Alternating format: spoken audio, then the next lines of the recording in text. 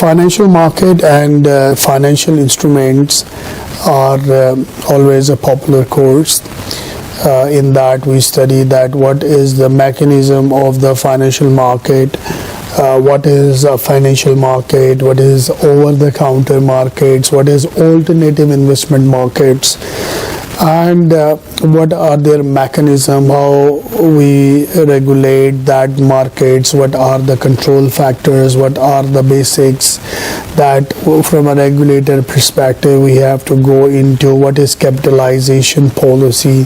how to regulate to make the market more efficient, more smart, more effective, how to bring transparency, clarity and comparability in the information. These are all broad objective of this course. Along with that,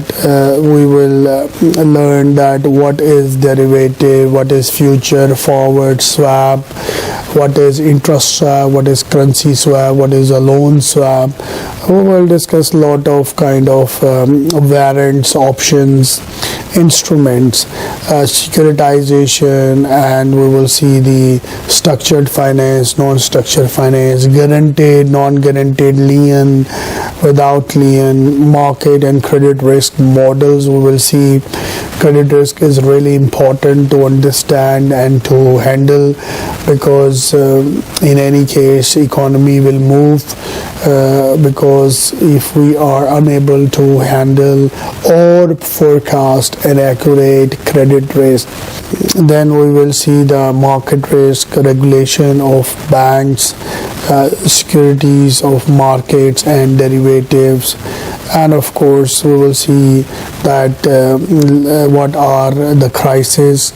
all over the world. We'll see the 40 years history, we'll see different countries, we'll compare them, we will analyze that what were the causes, where they were weak, what they overlook, some countries were overconfident, some countries were not planned. So in order to have an effective policy and effective financial markets in relation to the financial instrument, this course is really is a signature course that